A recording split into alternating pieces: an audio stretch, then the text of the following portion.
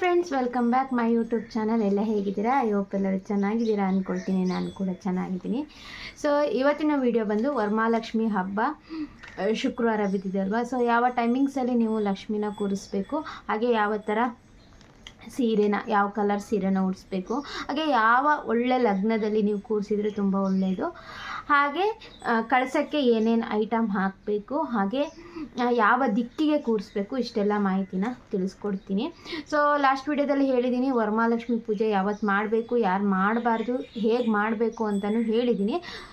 ಆ ವಿಡಿಯೋ ಇನ್ನೂ ಯಾರು ನೋಡಿಲ್ಲ ಅಂದರೆ ನನ್ನ ಯೂಟ್ಯೂಬ್ ಚಾನಲಲ್ಲಿದೆ, ಹೋಗಿ ಚೆಕ್ಔಟ್ ಮಾಡ್ಬೋದು. ಬೇಕಿದ್ದರೆ ಲಾಸ್ಟಲ್ಲಿ ಲಿಂಕ್ ಹಾಕ್ತೀನಿ.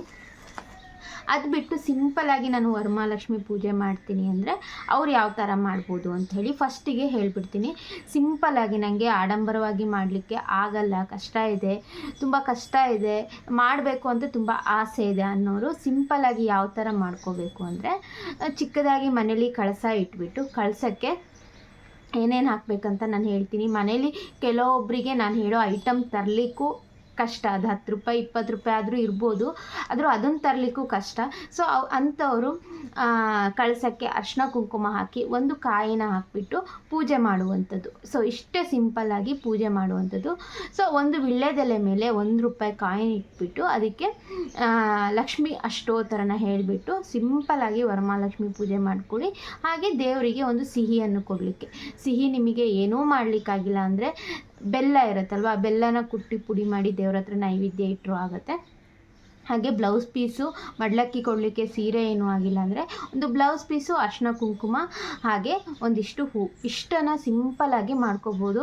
ಸೊ ಸಿಂಪಲ್ಲಾಗಿ ಹೇಗೆ ಮಾಡ್ಬೋದು, ಹೇಗೆ ಯಾವ ಥರ ಆಚಾರದಲ್ಲಿ ಮಾಡಬೇಕು, ಆಡಂಬರವಾಗಿ ಮಾಡಿಕೊಂಡ್ರೆ ಮಾತ್ರ ಪೂಜೆನ ಅಂತ ಕೇಳ್ತಾಯಿದ್ರು. ಸೊ ಆಡಂಬರವಾಗಿ ಪೂಜೆ ಮಾಡಬೇಕಂತಿಲ್ಲ, ನೀವು ಚಿಕ್ಕದಾಗಿ ನಿಮ್ಮ ಶ್ರದ್ಧೆ ಭಕ್ತಿಯಿಂದ ಎಷ್ಟು ಶ್ರದ್ಧೆಯಿಂದ ಮಾಡ್ತೀರಾ, ಸೊ ಅದರಲ್ಲೇ ಒಲಿತಾಳೆ. ಸೊ ಹಾಗಾಗಿ ಸಿಂಪಲ್ಲಾಗಿ ನನಗೆ ಆಗ್ತಾನೆ ಇಲ್ಲ, ಮಾಡಲಿಕ್ಕಾಗಲ್ಲ, ವರ್ಷ ಮಾಡಿದ್ದೀನಿ, ಈ ಸಲ ಆರೋಗ್ಯ ಸಮಸ್ಯೆಯಿಂದನೂ ಮಾಡಲಿಕ್ಕಾಗಿಲ್ಲ ಅಂದರೆ ಈ ಥರ ಸಿಂಪಲ್ಲಾಗಿ, ಮತ್ತು ನೀವು ಮನೇಲಿ ದಿನ ಕೂರಿಸ್ತಿರಲ್ಲ ಏನು ಲಕ್ಷ್ಮಿ ಕಳಸಕ್ಕೆ, ಅದಕ್ಕೆ ಪೂಜೆ ಮಾಡಲಿಕ್ಕೆ ಹೋಗಬೇಡಿ. ವರ್ಷ ಕೂರಿಸೋರು ಸಪ್ರೇಟ್ ಅಂತಲೇ ಅದಕ್ಕೆ ಕಳಸ ಹೂಡ್ಬಿಟ್ಟು ಅದಕ್ಕೆ ಸಿಂಪಲ್ಲಾಗಿ ಹೂವನ್ನು ಹಾಕಿ ಪೂಜೆ ಮಾಡ್ಕೊಳ್ಳಿ ಅಷ್ಟೇ. ಕೆಲವೊಬ್ಬರು ವರ್ಷ ಆಡಂಬರವಾಗಿ ಮಾಡ್ತಿರ್ತಾರೆ, ಈ ವರ್ಷ ಏನೋ ಆರೋಗ್ಯ ಸಮಸ್ಯೆ, ಏನೋ ಒಂದು ಸಮಸ್ಯೆಗಳಿರುತ್ತೆ, ಅವರು ಬಿಡ್ಲಿಕ್ಕೆ ಹೋಗಬೇಡಿ, ಈ ಥರ ಸಿಂಪಲ್ಲಾಗಿ ಮಾಡ್ಕೊಳ್ಳಿ. ನೀವು ದೇವ್ರ ಮನೇಲಿರೋ ಕಳಸಕ್ಕೆ ವರಮಹಾಲಕ್ಷ್ಮಿ ಅಂತ ಹೇಳಿ ಪೂಜೆ ಮಾಡಲಿಕ್ಕೆ ಹೋಗಬೇಡಿ. ಸೊ ಇನ್ನು ಶುರು ಮಾಡೋರು ಈ ಥರ ಸಿಂಪಲ್ಲಾಗಿ ಮಾಡ್ಕೊಳ್ಳಿ, ಆಯಿತಾ. ಇದು ಬಿಟ್ಟರೆ ಇನ್ನು ಯಾವತ್ತು ಬಂದಿದೆ ಅಂದರೆ August 8ನೇ ತಾರೀಕು. ಸೊ ಒಳ್ಳೆಯ ದಿನ, ಒಳ್ಳೆಯ ಮುಹೂರ್ತ. ಸೊ ಕೆಲವೊಬ್ಬರು ಯಾಕೆ ಮಾಡಬಾರ್ದು, ಏನಕ್ಕೆ ಮಾಡಬಾರ್ದು 8ನೇ ತಾರೀಕು, ಯಾಕೆ 1ನೇ ತಾರೀಕೆ ಮಾಡಬೇಕು, ಅಥವಾ ಯಾಕೆ 8ನೇ ತಾರೀಕೆ ಮಾಡಬೇಕು ಅಂಥೇಳಿ ಅದನ್ನು ವೀಡಿಯೋ ಹಾಕಿದ್ದೀನಿ, ನೋಡಿ ಚೆಕ್ಔಟ್ ಮಾಡ್ಕೊಳ್ಳಿ. ಸೊ ಇದು ಬ್ರಾಹ್ಮಿ ಮುಹೂರ್ತದಲ್ಲಿ ಅಥವಾ ಗೋಧೂಳಿ ಸಮಯ. ಬ್ರಾಹ್ಮಿ ಮುಹೂರ್ತ ಅಂದರೆ ಬೆಳಿಗ್ಗೆ, ಗೋಧೂಳಿ ಸಮಯ ಅಂದರೆ ಸಂಜೆ. ಸೊ ಮಧ್ಯೆ ಎಲ್ಲ ಬಂದಿದೆ ನಿಮಗೆ ರಾಹುಕಾಲ ಮತ್ತು ಯಮಗಂಡ ಕಾಲ ಬಿಟ್ಟು ಗುಳಿಕ ಕಾಲದಲ್ಲಿ ಕೂರಿಸ್ಬೋದು. ಬಟ್ ನಾನಿಲ್ಲಿ ಒಳ್ಳೆ ಮುಹೂರ್ತ ಹೇಳ್ತಿದ್ದೀನಿ. ಬ್ರಾಹ್ಮಿ ಮುಹೂರ್ತ ಬೆಳಿಗ್ಗೆ 3:30ರಿಂದ 5:30ಕ್ಕೆ ಬಂದಿದೆ. ಸೊ 3:30ರಿಂದ 5:30 ನೀವು ಪೂಜೆನ ಕೂರಿಸ್ಕೊಂಡ್ರೆ ತುಂಬ ಒಳ್ಳೆಯದು. ಸೊ ನನ್ನ ಪ್ರಕಾರ ಬೆಳಿಗ್ಗೆನೇ ಕೂರಿಸ್ಕೊಂಡ್ರೆ ಇಡೀ ದಿನ ನೋಡ್ತಾ ಇರ್ಬೋದು. ನೀವು ಸಂಜೆ ಕೂರಿಸ್ಕೊಬಿಟ್ರೆ, ಸೊ ಕೆಲವೊಬ್ಬರು ಶನಿವಾರ ಎತ್ತುತ್ತಾರೆ, ತೊಂದರೆ ಇಲ್ಲ. ಹಾಗಾಗಿ ನೀವು ಇಡೀ ದಿನ ನೋಡಿದಾಗೆ ಆಗುತ್ತೆ. ಸಂಜೆ ಎತ್ಕೊಬಿಟ್ರೆ ಸ್ವಲ್ಪ, ಸಂಜೆ ಡೆಕೋರೇಷನ್ ಮಾಡಿ ಏನಾದರೂ ಲಕ್ಷ್ಮಿನ ಕೂರಿಸ್ಬಿಟ್ರು ಅಂದರೆ ಸ್ವಲ್ಪ ಸಮಯ, ಮತ್ತು ಮಾರನೇ ದಿನ ಎಬ್ಬಿಸ್ಬೇಕಾಗತ್ತೆ. ಹಾಗಾಗಿ ಸೊ ಬೆಳಿಗ್ಗೆ ಒಳ್ಳೆ ಮುಹೂರ್ತ. ಸೊ ನೀವು ಬೆಳಿಗ್ಗೆನೇ ಪೂಜೆ ಮಾಡೋದಾದರೆ ಸ್ವಲ್ಪ ನಿಮ್ಮ ಶಾಸ್ತ್ರದಲ್ಲಿ ಆಚೆ ಈಚೆ ಆದರೂ ಎಲ್ಲ ಸರಿ ಹೋಗುತ್ತೆ ಅಂತ ಹೇಳ್ತಾರೆ ಶಾಸ್ತ್ರದ ಪ್ರಕಾರ.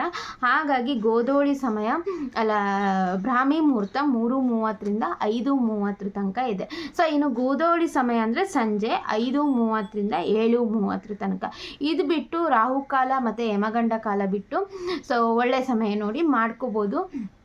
ಬಟ್ ಇದೆರಡು ಸಮಯ ತುಂಬ ಒಳ್ಳೆಯದು. ಸೊ ಯಾವ ದಿಕ್ಕಿಗೆ ಕೂರಿಸ್ಬೇಕು ನೀವು ಅಂತ ಹೇಳಿದರೆ, ನಿಮ್ಮ ಮನೇಲಿ ಅನುಕೂಲ ಇತ್ತು, ಎಲ್ಲ ಸರಿ ಇತ್ತು ಅಂದರೆ ಉತ್ತರ ದಿಕ್ಕಿಗೆ ಮುಖ ಮಾಡಿ ಲಕ್ಷ್ಮಿನ ಕೂರಿಸ್ಕೊಳ್ಳಿ, ತುಂಬ ಒಳ್ಳೆಯದು. ಅನುಕೂಲ ಇಲ್ಲ, ಉತ್ತರ ದಿಕ್ಕಿಗೆ ಆಗಲ್ಲ ಕೂರ್ಸೋಕ್ಕೆ ಅಂದರೆ ಪೂರ್ವ ದಿಕ್ಕಿಗೆ ಕೂರಿಸ್ಕೊಳ್ಳಿ, ಇಲ್ಲ ದೇವ್ರ ಮನೆ ಮುಂದೆನೂ ಕೂರಿಸ್ಕೋಬೋದು. ಸೊ ಇಷ್ಟು. ಸೊ ಇನ್ನು ಮಹಾಲಕ್ಷ್ಮಿ ಕಳಸಕ್ಕೆ ಹಾಕುವಂಥದ್ದು ನಾನು ಸುಮಾರು ಕಡೆ ನೋಡಿದ್ದೀನಿ. ಸೊ ಡ್ರೈ ಫ್ರೂಟ್ಸ್ ಎಲ್ಲ ಹಾಕ್ತೀರಾ. ಸೊ ಯಾವುದೇ ಕಾರಣಕ್ಕೂ ಡ್ರೈ ಫ್ರೂಟ್ಸ್ನೆಲ್ಲ ಹಾಕ್ಬಿಡಿ. ಡ್ರೈ ಫ್ರೂಟ್ಸು, ಹೂವು ಎಲ್ಲ ಹಾಕ್ತಾರೆ. ಸೊ ಅದನ್ನ ಯಾವುದಕ್ಕೂ ಹಾಕ್ಲಿಕ್ಕೆ ಹೋಗ್ಬೇಡಿ. ಯಾಕಂದರೆ ನೀವು 3 ದಿನ ಏನಾದ್ರು ಇಟ್ಬಿಡ್ತು ಅಂದರೆ, ಕೆಲವೊಬ್ಬರು ಶನಿವಾರ ಹುಣ್ಣಿಮೆ ಇದೆ ಅಂಥೇಳಿ ಭಾನುವಾರ ತೆಗಿಯೋರಂತೂ ಇರ್ತಾರೆ.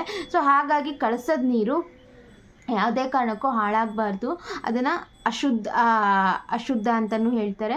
ಸೊ ಅದು ನೀವು ಪೂಜೆ ಮಾಡಿದ್ದು ಪ್ರತಿಫಲ ಸಿಗಲ್ಲ. ಹಾಗಾಗಿ ಸೊ ಆ ನೀರನ್ನು ನೀವು ಮನೆಗೆ ಸಿಂಪರಣೆ ಮಾಡ್ತೀರಲ್ವ, ಹಾಗಾಗಿ ನೀವು ಯಾವುದೇ ಕಾರಣಕ್ಕೂ ಡ್ರೈ ಫ್ರೂಟ್ಸ್ನ ಹಾಕೋಬಿಡಿ. ಅರಿಶಿನ ಕುಂಕುಮ ಹಾಕ್ಕೊಳ್ಳಿ, ಹಾಗೆ 1 ಏಲಕ್ಕಿ ಹಾಕ್ಕೊಳ್ಳಿ, 1 ಲವಂಗ ಹಾಕ್ಕೊಳ್ಳಿ, ಹಾಗೆ ಕಾಯಿನ್ ಹಾಕ್ಕೊಳ್ಳಿ. ಸೊ ನಿಮಗೆ ಬಂಗಾರದ ಅಥವಾ ಬೆಳ್ಳಿದೇನಾದರೂ ಇತ್ತು ಅಂದರೆ ಅದನ್ನು ಹಾಕ್ಕೊಳ್ಳಿ.